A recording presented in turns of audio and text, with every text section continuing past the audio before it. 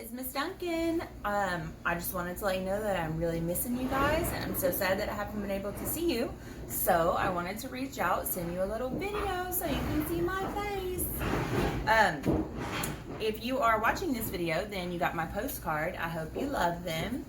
And that postcard was so that we could read our very first story together online. So my son Aiden is here helping me video this so I can read you Iggy Peck, Architect. Alrighty, we're going to try to get this done smoothly. No interruptions. I hope everyone's doing awesome. Can't wait till all this is over with so that I can make a trip to visit all of you. Young Iggy Peck is an architect and has been since he was 2, when he built a great tower in only an hour with nothing but diapers and glue. "Good gracious, Ignatius," his mother exclaimed. "That's the coolest thing I've ever seen." But her smile faded fast as a light wind blew past, and she realized those diapers weren't clean. "Ignatius, my son, what on earth have you done? That's disgusting and nasty. It stinks." Gross. So what did he do? He built a tower out of dirty diapers. Ugh. Bet that was fun to clean up. But Iggy was gone. He was out on the lawn, using dirt clods to build a great sphinx.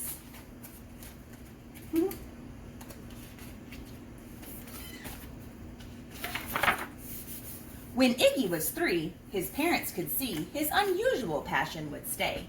He built churches and chapels from peaches and apples, and temples from modeling clay.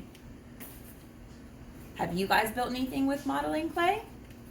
We do Play-Doh inside the classroom. Maybe you do some different things at home.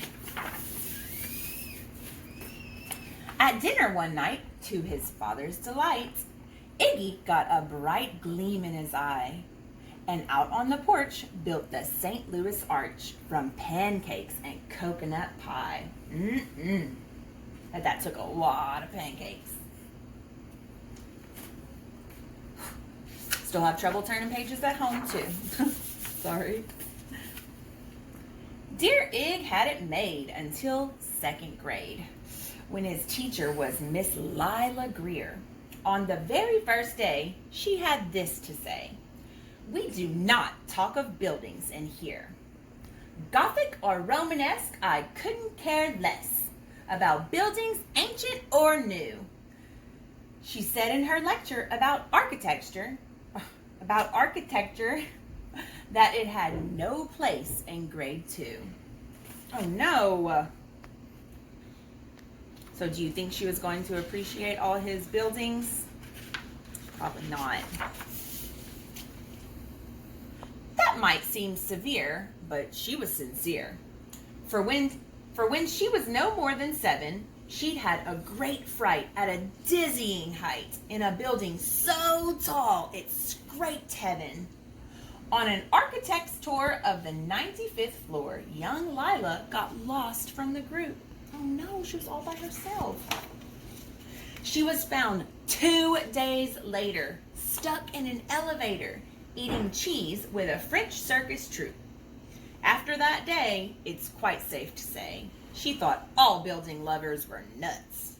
As a teacher, she taught that above all, one ought to avoid them. No ifs, ands, or buts. As you might guess, it would cause Iggy stress to hear such terrible talk. But he didn't hear. He sat in the rear while building a castle of chalk. "You, Iggy Peck, your desk is a wreck. Tear down that castle right now. You will not build in here. Is that perfectly clear? Do you need to see Principal Howe?" Ooh, she was not happy.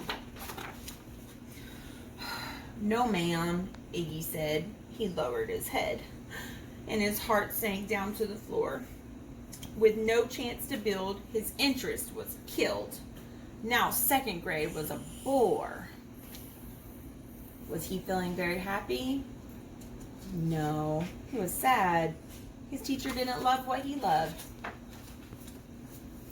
After 12 long days that passed in a haze of reading, writing, and arithmetic, Miss Greer took the class to Blue River Pass for a hike and an old-fashioned picnic. They crossed an old trestle to a small island nestled in the heart of a burbling stream. But they no sooner passed than the footbridge collapsed, and Miss Lila Greer started to scream! "We're trapped here! Oh my! Alas, kids, goodbye!" Her eyeballs rolled back in her head. She dropped to the ground with a vague groaning sound. Oh! Luckily fainted, not dead. She got so scared she fainted. That silly teacher. The class was amazed. They stood there quite dazed, uncertain of what they should do. But one bright young man was off hatching a plan, which started with Miss Lila's shoe.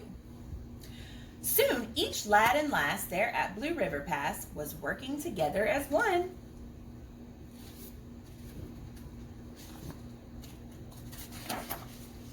And when she came to, Miss Lila Greer knew that something quite brave had been done. She looked in the air and saw hanging there a structure with cables and braces, and on the far side, beaming with pride, were 17 smiling young faces. Boots, tree roots and strings, fruit roll-ups and things, some of which one should not mention, were stretched ridge to ridge in a glorious bridge, dangling from shoestring suspensions. Wow, so what did they built a bridge to get over with all of their everyday things. That's so creative. It all became clear to Miss Lila Greer as she crossed that bridge over the stream. There are worse things to do when you're in grade 2 than to spend your time building a dream. Do you think she's going to be happy that Iggy wants to be an architect now? I think she might. Now every week at Blue River Creek Elementary in 2nd grade, all the school kids can hear, along with Miss Greer, how the world's greatest buildings were made. The weekly guest speaker in t-shirt and sneakers talks of buildings from Rome to Quebec.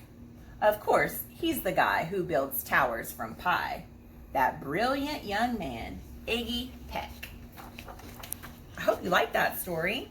What kind of words did you notice in that story? Anyone think?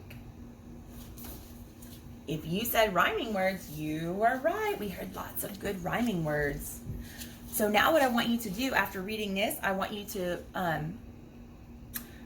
go and find some things around your house with your parents or your grandparents, whoever you're with, and I want you to build something with your household items and get your guardian to take a picture of what you made and send it to Miss Duncan so I can see what great architects you are. I love you, and I will hopefully be able to send you a video soon. Bye.